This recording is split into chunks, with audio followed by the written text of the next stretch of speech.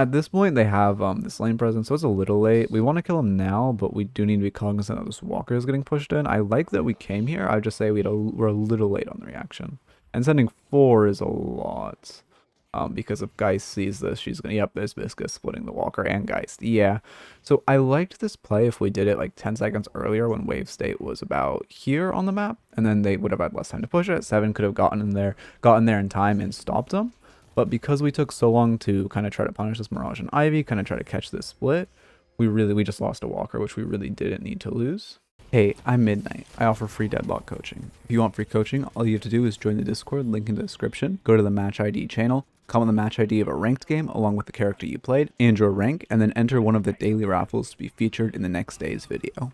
Okay, today we're reviewing an Ascendant for Dynamo. This was a Deadlock core game that this player reached out and asked me to review, so this is definitely the highest elo game I have coached so far. I love how we're using rolls to secure the farm. That's great to see. They are positioning, yeah, this is good. I was going to say they were positioning a little far away from each other and we should have punished that. I love to see how we did punish that. Yeah, that was great to see. We got a huge lead wave 1 and there isn't any objectives on the map, so we're just pressuring. I love this. Or my apologies, not objectives, but just boxes or camp spawned yet. This is a little deep. Okay, there's your teammates with you. Never mind, this is good. Okay, yeah, we push deep. They fall back. That's good to see. We're going to shop now. So far, everything's played really well. So we are down a few souls early, but it does feel like we have an advantage in lane. Viscous is, oh my god, yeah, you mentioned he's cracked. That aim was kind of insane. They go on us, they're pushing us back, using their advantage. Trade is relatively neutral. Yeah, after your heal, it's not too bad, it's not too great. They're poking us a lot, and we're not really doing anything right now. We could have grabbed a couple boxes when they're pushing wave. They're still pressuring pretty hard. They're, oh yeah, we are just kind of tanking that Mirage. That was a little poorly played. We just kind of not respect the Mirage's damage at all. Also, he does look separated from his teammates, so we should be punishing him for positioning this aggressively. See, right here we push back the Mirage. We want these middle urns, which I don't mind. We should be telling our Viscous, or our 7 we're doing this. He's playing kind of passively, but yeah, he gets kind of caught out for it. He's not playing too aggressively on bridge, but if we are telling him we're not going to be in lane at all for like the next 10 seconds, he shouldn't even be on bridge and he should just be back at like stairs or with you kind of moving towards those boxes. So that was just a little over aggressive on his part. You mentioned you wouldn't mind also if I critique some of your team's macros, since this is a tournament game and you are playing with your entire team, so I'll try to do that as much as I can. Okay, this is editing Midnight here. I re-recorded the VOD in its entirety because my original recording had some bitrate fluctuations and I really wanted to make this video really high quality as it's the first tournament VOD I've coached. If I ever say something a little weird about map and in the replay you see the entire map and I'm saying like, oh, we only see this person on vision, that is why. And also because I did this video took a lot more effort than my normal ones and a lot longer in editing, so please, I'd really appreciate it if you showed it some support, but I won't hostage you any longer. So yeah, our 7 just gets lasered with Mirage Mark. This is a decent heal BR, yeah, I mean that's really his misplay, he should be walking back in like that. We know they have Viscous, we know they have Mirage, because even like a Mirage Scarab would have killed him. Unfortunate you get killed here. I don't know why. I don't think you were slowed, but I could be incorrect, so I don't think you need to go for that melee, but that's not too big a deal, and I'm sure you know that melee was a little weird. I like roaming, jumping the shiv, that's good. Missed the kick, that's fine. Abrams is going pretty deep. We get the kill, that's good. We level our black hole, I like it. Yeah, we're chasing really deep here. I know we have a lot. Okay, we're backing off. We didn't get... Oh, there he is. Never mind. I was completely lost him in the fight. But yeah, now they're coming over. It looks like we get out. But I would say going all the way into their medium camp. Well, again, it wasn't you. It was your Abrams. The ult is fine, but going into their medium camp is a little deep. Because in norms, that's fine. But in like this pro game, it wouldn't be unreasonable to expect them to boost down one of their lanes and try to get to that fight and help their Shiv, the second Abrams, does ult that deep. We're not doing much here. Okay, I like... Yeah, we're kind of doing nothing. But okay, we get boxes. We're doing a box run. I think we should farm this camp. We kind of just did nothing with that chunk of time. We definitely could have gotten more boxes or even grabbed the medium camp over here. Yeah, we're doing this medium camp now, which is fine. It just would have been nicer to see us grab that medium camp we were closer to before. Because I believe we could have at least gotten 2 creeps from that without missing this wave. I think we want a black hole. That's why we're using rope.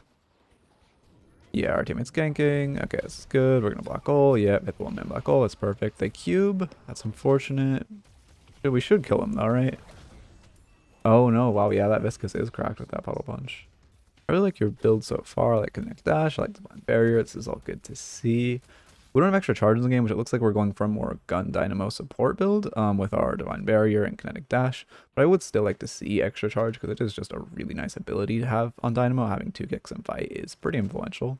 Yeah, you're typing timings when you tunnel spawn. I like to see that. Yeah, I mean, we're playing well. I love that we're typing timings. We definitely, I guess we're playing a semi-professional game. We definitely do have like pretty decent experience in this game, but that shows me that we have a good experience with other, like probably League or something, typing like flash timings. So I like to see that. Obviously, if you're watching you solo queue, it's not really something you can implement to type like timings of like when Metro respawns and all that, but it is nice to see it in these games. From a team macro perspective, I would say the second they show 3 on this weird fight and they kill Abrams, we could be sending 2 to kill this Mirage. He is pushed pretty deep when we see there 4 of his teammates on the left side of the map. If we send 2 or 3, if we send 3, we know we're in a positive fight. If we send 2, his teammate probably isn't with him. Going around for bridge buff, that's good. In a professional game or semi-professional game, and at this elo, I would kind of expect us to be looking at timers and aware of when bridge buffs spawn, but it's fine that we reacted to it. I would just say maybe a little more timer awareness.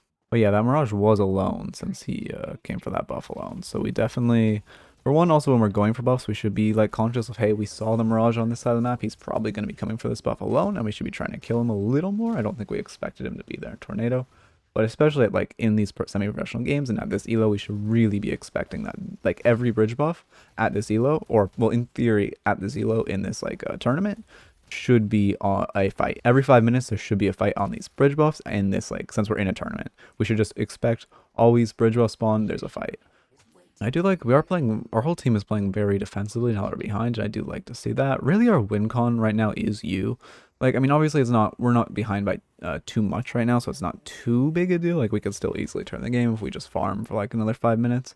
But the way we win a fight, it pretty much comes down to a good Dynamo black hole, so we should really be conscious of that and trying to posture ourselves for if a fight breaks out, we need to be in it and we need to be using our singularity. That should really be what's going on through our minds. At this point, they have this lane presence, so it's a little late. We want to kill him now, but we do need to be cognizant that this walker is getting pushed in. I like that we came here. I would just say we're a little late on the reaction. And sending 4 is a lot. Because if Geist sees this, she's going to, yep, there's Viscous splitting the walker and Geist. Yeah. So I liked this play if we did it like 10 seconds earlier when wave state was about here on the map, and then they would have had less time to push it. 7 could have gotten in there in time and stopped them. But because we took so long to kind of try to punish this Mirage and Ivy, kind of try to catch this split, we just lost a walker, which we really didn't need to lose. We get Mirage ulted on, but we're at our walker. That's good. I mean, his ult being out of play is pretty good. It's pretty strong right now. He can't really be splitting. I also noticed this Mirage is splitting a lot, but he's like not splitting when he knows where you are. I don't think he's playing. He's kind of just splitting for the sake of splitting and not really like being ready to ult to the team fight. He's more kind of bringing the fight to him. So we should really be looking to punish him when he's splitting, when he has no real presence of where we are. We're just, yeah, I like that we're just depositing Urn there. Mirage is pretty mispositioned. We should kill him, right? I would definitely say Mirage is the weak link on this team right now. He just keeps getting caught out. Yeah, great singularity. Your team's a little slow, but it's fine. We missed the ult. That's unfortunate.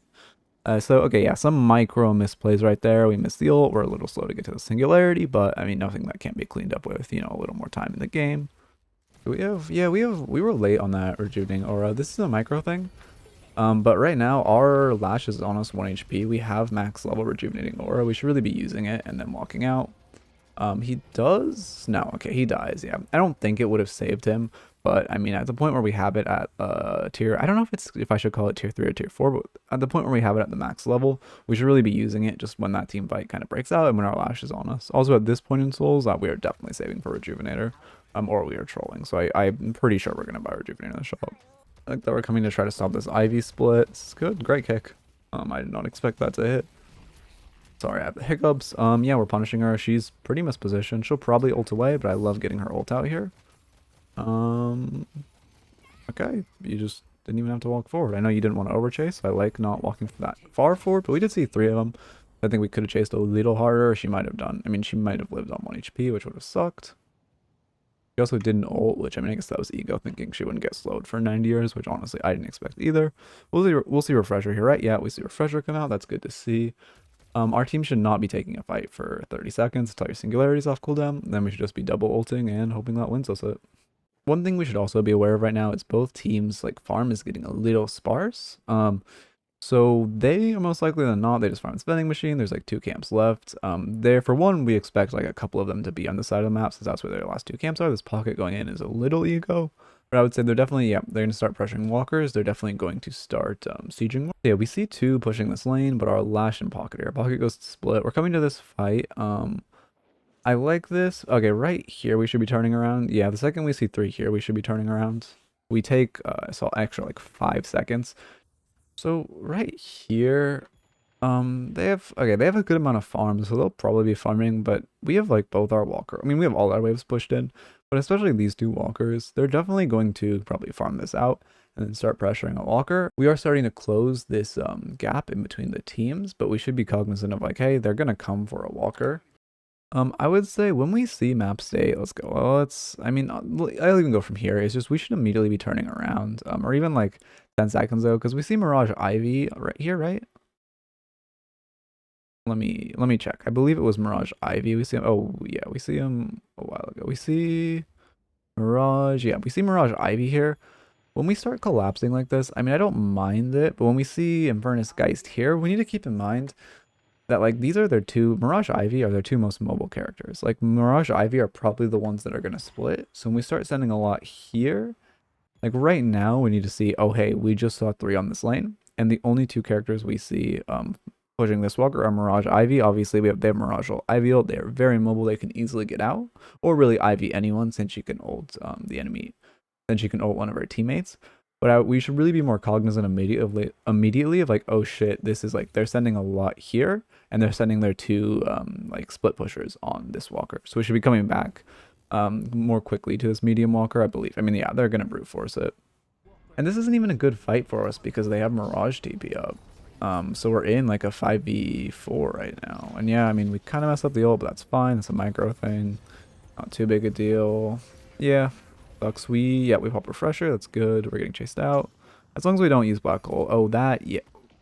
I've never seen that rope interaction before. But I was going to say that rope was a little ego. I don't mind jumping on the rope there, but we should be spamming control as we're jumping up to it. So we jump off immediately and we just get the momentum without risking being shot off. But yeah, they got our walker. Now, okay. That's excusable though. Obviously when I'm reviewing and I can just like paying full attention to the map, I can see like, hey, there's 2 here, they're split pushers, they're sending a lot here, but when you're like running around, you can't always be focused on map, so that's more excusable. But now our strong side is with our 1 walker left. We should have 4 people on the left side of map for the majority of the game, and we should have this lane shoved out. We should try to get this guardian so we can shove this lane out farther, and this lane should not pass. Like, I mean, honestly, they're guardian. It's good pockets pushing it now. Him being alone is risky because if I'm the enemy team, I'm starting to send, like, this is our strong side as well. We should just expect with map state right now that for both teams, the left side of the map, or from spectators' left side of the map, is the strong side. Also, from a draft perspective, I would say we kind of like, I mean, we just gotta keep in mind our split push is a lot weaker because Pockets really with his Majestic Leap is the only person with like good-ish split push. Well, obviously Mirage Ivy have a lot stronger split push. So we really should be like careful of the split push.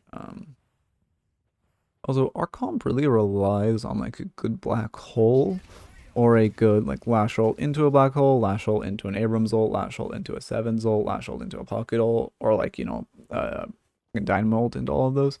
So our comp really is relying. Yeah, again, like we have 3 people. I know this is our drop off spot, but they just picked it up. We should not have 3 people right here. Yep, there they are, brute forcing Walker. Only 2 of them, and it's their splitting ones. So yeah, they're backing off. I assume there's Ivy. I think they're gonna back off this fight. Ooh, I don't. No, we hit one with the Pocket ult. I thought we missed it. But yeah, okay. I mean, we're here, but I mean, I think we could have expected that they would pull up, and we could have been ready to jump them and gotten a couple kills, leverage that into the urn. Instead, we just kind of reacted to them being there and just kind of pushed them back, which isn't bad. But if we read the enemies a little more, and for one, we know they love to split push. They have Ivy Mirage. We only have Pocket as our only like semi-split because he has Majestic Leap. They love to split push, and we really need to be playing for that. Yeah, like right now, they just want to push us all here for urn, and then have Mirage split. He will take this Walker or TP. This is the good value of Mirage, and this is where it kind of sucks for us. I like that we're posturing around urn. As a Dynamo, we want to be in this urn fight, but we're just giving Walker. I don't know how I feel about that. I think we could have had Sevens deny the split, or 7 deny the split, and yeah, he's not in the fight, but this is looking pretty bad. Yeah, this fight's turning really negative. We're getting pushed back. I mean, we're pretty much just looking for a black hole right now. We get a lash ult, 1-man lash ult. They're cubing. Yeah, I mean, that was a good Dynamo ult. It sucks it only hits one of them. I say we should cancel that sooner. As a Dynamo, the second they rescue beam, I believe that was Ivy's rescue beam, right? The second they rescue beam your, the Shiv you ulted out of the ult, you should be canceling it, just trying to, refresher, and then Warpstone into the 4 of them that were standing there, and ult again. I don't think it matters, because your team, most of your team's dead. They can't really punish that, or even just cancel the ult and run away. But I think that was like sticking in that ult after they rescue beam the Shiv out for like an extra second was just a lot of damage we didn't need to take. And you could even, when you just have the Shiv ulted, be like, hey, this is a bad ult, cancel it and try to look for, or be looking around and be like thinking like, hey, is there more I can ult? Yeah, so they did knock our patron, but they have all their flex slots. We only have 2. We're pretty, yeah, I mean, oh wow, we're down like 30k. We're down like 30k too. They're on mid boss. I wouldn't mind seeing us with pop refresher to try to ult for mid boss steal. We're giving it to them. I don't know how I feel about that. We have Dynamo. Okay, yeah, now we're coming. Are we gonna pop? We're popping. Okay, perfect. Yeah, I was gonna say. We popped our ult early, and also from a team macro perspective, we should be calling. We are Dynamo ulting this. Our pocket should really be tucking. Like this pocket isn't. I know he wants to ult, but we should be waiting for our Dynamo ult. Or we should at least be waiting, like, our pocket should not be the first point of contact. He gets a great ult, don't get me wrong. But now they're just gonna, I mean, maybe he TP's out. Yeah, okay, wait, what happens to you? Well, like I was saying, even though our pocket got ult, which, yeah, that was a great ult, they all scattered. Like, we have one, I mean, they're like, pretty scattered and not for your ult. If this pocket was tucking and they didn't really know you were coming, which, to be fair, this is a tournament game, so they're probably going to expect the Dynamo to be ulting, or they could even be watching your ult and see you pop refresher and be like, oh shit, we need to go in. Or sorry, oh shit, we need to scatter. But I would say we should really be the first point of contact. For one, we reacted really late to them doing mid boss. Like, we farmed this camp. We should not have been farming this camp. We should have been immediately going for vent and then trying to run out Dynamo ult, or coming from above, trying to jump down in Dynamo ult is obviously normally better. But because of our positioning, vent was kind of where we were forced to go. Like, if we imagine we're here when the pocket ulted, which, let's see, when did the pocket ult? Right here, he hit 3 of them. Like, if we imagine that we're popping out of this vent, we're hitting Warpstone ult, and we might even catch this Viscous. We are getting 3 to 4 of them in an ult, then our pocket can come in an ult, then our Vindicta can come steal, our pocket can steal whatever, right? So we'd have a lot more steal potential if they see you first. Instead, pocket gets a 4-man ult, which is great, but then your ult is only a 2-man, and it's insta-cancelled by, honestly, I have no idea what. Oh, you got knocked out by Ivy's stone form. Which, was she using it to dodge the pocket ult? Yeah, and the reason this Ivy is stone forming, which knocks you out of your ult, is to stun the pocket. And also to deny rejuve, which if we had been there a little sooner, she wouldn't have been there, but I think she's stunning earlier than she wants to really stop this pocket. So if we are first point of contact here and we are jumping out of vent, and the second we get out of vent, we are hitting Warpstone ult, like the second, so they don't have time to react, they don't have time to stone form. We will, I mean, I don't know if we win this fight necessarily, but we get rejuve and we get pocket Dynamo ult on all of them. Our Dynamo ult, I don't believe it's max level. That is not Dynamo. So yeah, it's not max level, so it doesn't do an insane amount of damage, but it does CC them a lot, and we get a really good pocket ult on them. And I think, I mean, this is a pretty lost game, but that gives us the best chance we can have. And I really think we should be going to this fight thinking like Dynamo is our first point of contact, especially on rejuve. Or our Dynamo should just be in here first, ulting, and then we should all appear flood, hit the pocket ult, hit the like Vindicta tether, whatever, right? But I would say, again, this game is probably lost. I think even if you do that, you lose. But that gives us, I don't know, a 30% chance at that fight, 30% chance at this game, which is a lot better than we had before that fight. Yeah, so I'd say the most egregious play by your team as far as macro goes is just around, where was it, here? Wow, they melted our walkers really fast. Around here, we really aren't positioning for the walker at all. I mean, this is like, I just skipped this random point. We are really grouped here, but I think this is just when they took the other walker. But just from this point in the game forward, we really aren't sending, like, our strong side isn't around this walker, which is really bad. We should really be focusing the majority of our players around this walker because Mirage is allowed to split. Yeah, and then we make the call here to give Walker and get Urn. I would say normally this is a kind of, like a call I wouldn't be 100% sure which way is the correct play. Like, you could have, if you won this fight, it could have been good. But I think this is bad because your Abrams is dead. Like, yes, you're putting yourself into a 5v5, you're giving your walker for a 5v5 and Mirage STP, which is really a 6v5.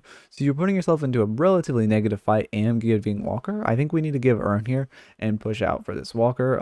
Because they're only sending this Mirage, I really think we need to push out this wave.